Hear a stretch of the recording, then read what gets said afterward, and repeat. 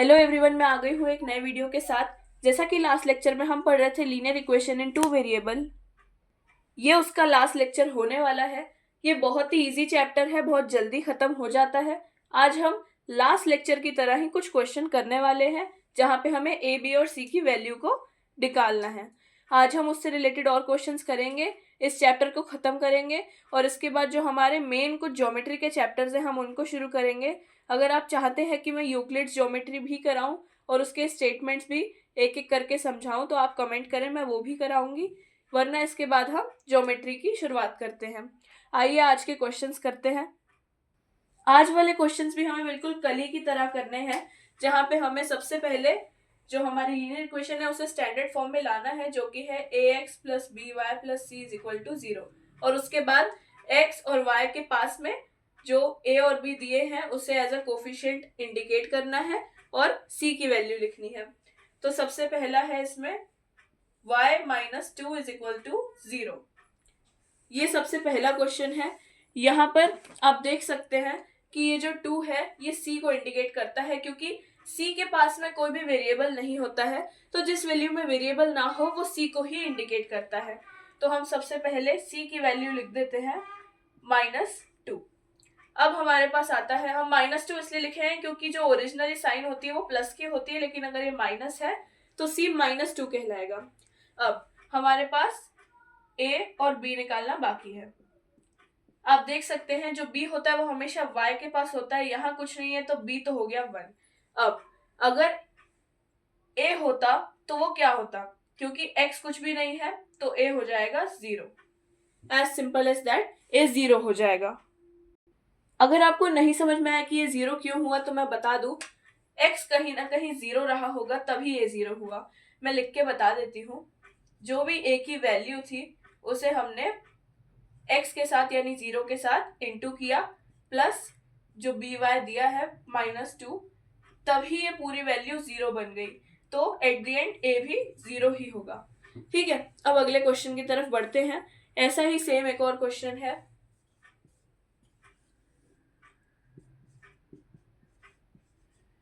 यहाँ आप सोच रहे होंगे कि इसे कैसे लिख सकते हैं।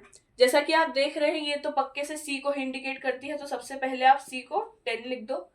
अब आपको देखना है कि आपको राइट हैंड साइड कैसे 0 को करना है, क्योंकि स्टैंडर्ड फॉर्म में राइट हैंड साइड पे 0 होता है। हमको दिख रहा है कि हमारे पास y वाली वैल्यू अवेलेबल नहीं है, तो b तो पक्के से 0 ही रहा होगा, जो मैंने अभी अभी आपको समझाया b भी 0 ही रहा होगा। अब हमें a की वैल्यू ढूंढनी है। अब आप लिख देंगे कि a सीधा 5 है, पर नहीं, a 5 नहीं है। हमें राइट हैंड साइड को क्लियर करके 0 बनाना है, तो हम -5 जो 5x है उसे हम इस तरफ लाएंगे, वो हो जाएगा -5x plus 10 is equal to 0। ये बनेगी इसकी एक्चुअल स्टैंडर्ड फॉर्म। तो a बन जाता है -5x -5। ठीक है, तो 5 मत लिखना, -5। ये हमने इस कैटेगरी को खत्म किया। अब अगले क्वेश्चन की तरफ बढ़ते हैं। अगर आपको इन क्वेश्चंस में कोई भी डाउट आ रहा है तो आप जरूर कमेंट करें, मैं जरूर आपका डाउट सॉल्व करूंगी।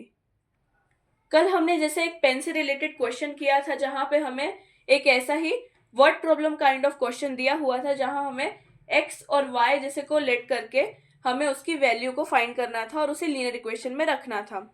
आज भी हमें एक ऐसा ही क्वेश्चन मिला है। इसे सबसे पहले हमें इसके क्वेश्चन की लैंग्वेज को समझना है। समझते हैं। एक बॉटल है जिसका कॉस्ट एक बैग के कॉस्ट के आधे से भी 10 कम है। तो अब आप इसे थोड़ा सा समझने की कोशिश करें।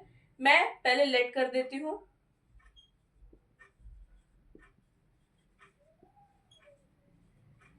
हम बैग के कॉस्ट को ₹y ले रहे हैं और बॉटल के कॉस्ट को ₹x ले रहे हैं। इसी के साथ हम इस स्टेटमेंट को सबसे पहले समझ के एक बार लिख लेते हैं। जो बॉटल का कॉस्ट है वो बैग के कॉस्ट के आधे से भी 10 कम है, तो पहले हम इसे डिवाइड में लाएंगे। y के आधे से यानी कि y डिवाइडेड बाय 2 से भी 10 रुपए कम है। क्या आप इस लीनियर इक्वेशन को समझे? जो x का कॉस्ट है वो y के हाफ से 10 कम है। आपने 10 less than half of the cost. इस स्टेटमेंट को अच्छे से समझना है और इसे सबसे पहले लिख के देखना है कि ये कैसे आ रहा है। अब ये हमने इसे बना दिया। अब आपको इसी को एक लीनियर इक्वेशन के फॉर्म में प्रेजेंट करना है। वो कैसे करेंगे देखते हैं। सबसे पहले हम इस y/2 माइनस 10 का एलसीएम लेंगे, जो कि ऑब्वियसली बताइए क्या आएगा, अभी कमेंट कीजिए। ऑब्वियसली ये 10 के नीचे 1 है तो इसका एलसीएम 2 आएगा। अब 2 को हमें ऊपर इंटू करना है, ऊपर और नीचे दोनों इंटू करेंगे तो ये इक्वेशन फाइनली बनेगी y माइनस 20/2। यहाँ तक समझ में आया। ये क्वेश्चन यहाँ खत्म नहीं हुआ है, हमने केवल इसका एलसीएम लिया है ताकि हम इसे लीनियर इक्वेशन में फॉर्म कर पाए। अगर आपको क्वेश्चन की लैंग्वेज समझ नहीं आएगी तो आप इसे इतना भी सॉल्व नहीं कर पाएंगे, और अगर ये 3 मार्क्स का है तो इसका केवल 1 ही मिलेगा। अब आपको लीनियर इक्वेशन कैसे बनानी है, इसी की हेल्प से। अब ये 2 यहाँ पर नीचे है तो हम इसे मल्टीप्लाई में लाएंगे। अब आपको कहीं ना कहीं इसकी इक्वेशन बनती हुई दिखेगी। सबसे पहले हमें 2x तो मिल गया है, अब हम y को इस तरफ लाएंगे। 2x minus y is equal to minus 20। अब हमें a वाली वैल्यू दिख गई, हमें b वाली वैल्यू दिख गई। अब हम c को इस तरफ लाएंगे।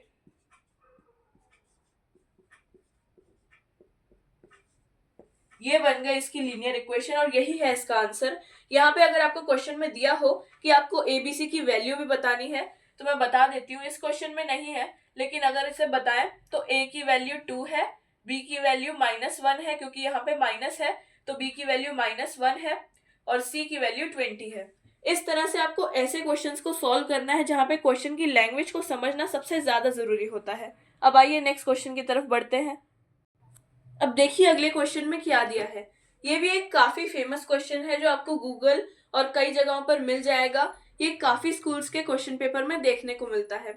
आइए अब इसकी क्वेश्चन लैंग्वेज को समझते हैं और इसका सॉल्यूशन निकालते हैं। सबसे पहले इसमें दिया है टैक्सी फेयर के रिलेटेड। तो उन्होंने कहा है कि जो फर्स्ट किलोमीटर हम ट्रैवल करेंगे, हम जैसे एक रिक्शा में गए, हमने जो फर्स्ट किलोमीटर ट्रैवल किया उसके लिए हमें पे करने हैं 8 रुपीज, और जो आगे के जितने भी किलोमीटर हमने ट्रैवल किए उसके लिए 5 रुपीज पर किलोमीटर। इसके अकॉर्डिंग हमें एक लीनियर इक्वेशन रखनी है। तो अब आप एक चीज को समझें कि आपको 2 चीजें हमेशा गिवन होती है लीनियर इक्वेशन के टाइम पे। आपको एक को x या एक को y रखना होता है और उस हिसाब से आपको इक्वेशन को फॉर्म करना होता है। तो सबसे पहले हम देख लेते हैं हमें किसे क्या रखना है।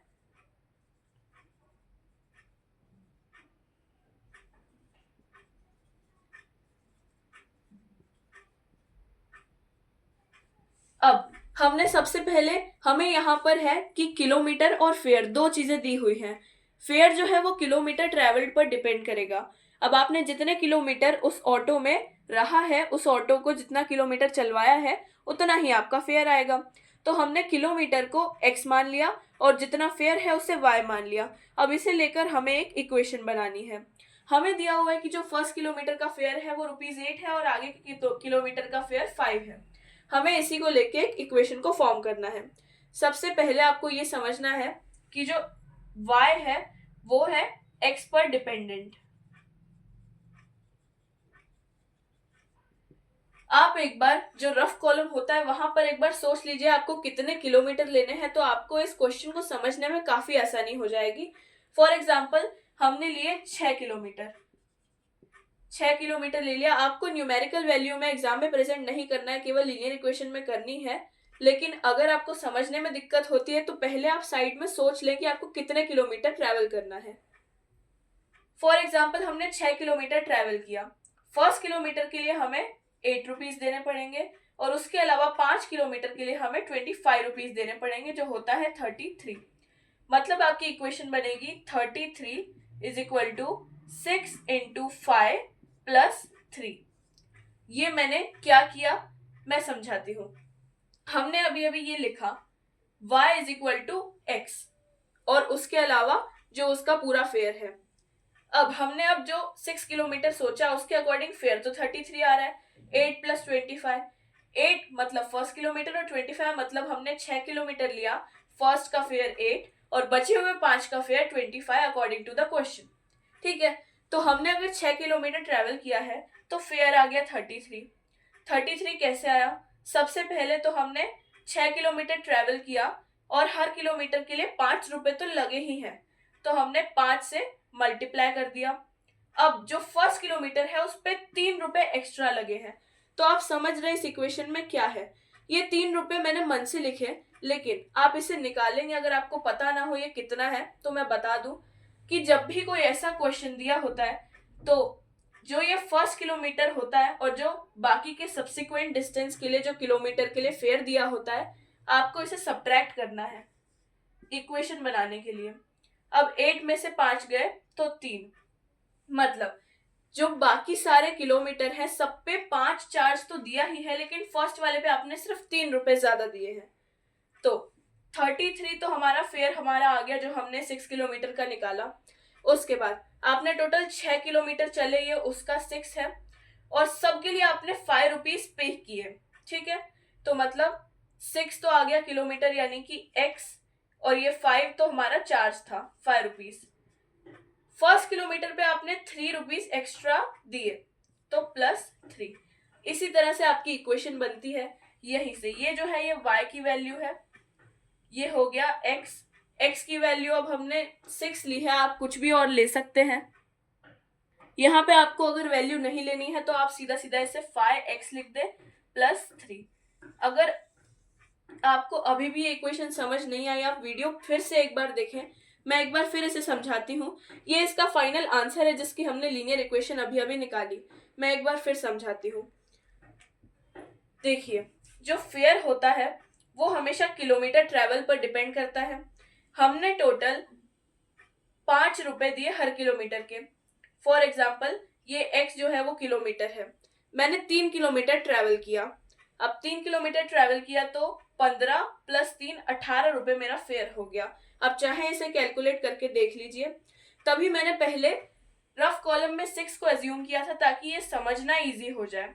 हर किलोमीटर के लिए 5 रुपए दिए और जो सारे किलोमीटर है उसके लिए 5 रुपए दिए, और फर्स्ट के लिए हमने 3 एक्स्ट्रा दिए। तो ये बन जाती है इसकी लीनियर इक्वेशन। ऐसे क्वेश्चन एग्जाम में बहुत बार देखे जाते हैं। यही अगर ये क्वेश्चन में ये भी दे दें कि आपको x और y की वैल्यू निकालनी है तो आपको बिल्कुल ये इक्वेशन का यही करना है। आपको किसी एक को अज्यूम करना है। फॉर एग्जांपल आपने x को अज्यूम किया 6, तो यहीं से आपकी वैल्यू निकल जाएगी। पहले क्वेश्चन में बोलते हैं कि लीनियर इक्वेशन को फॉर्म करो, और कई बार क्वेश्चन को एक्सटेंड करके ये भी बोल देते हैं कि x और y को एक को अज्यूम करके दूसरे की वैल्यू बताओ। अब हमने अगर x को 6 अज्यूम किया है तो 5 × 6 + 3, तो y आ जाता है 30 + 3 विच इज 33। इस तरह से ऐसी इक्वेशन को फॉर्म करते हैं। हमें जो फर्स्ट फेयर है उसमें से दूसरे वाले फेयर को सब्ट्रैक्ट कर देना है, तो उसमें से जो वो बचेगा उसको हमें प्लस करना है।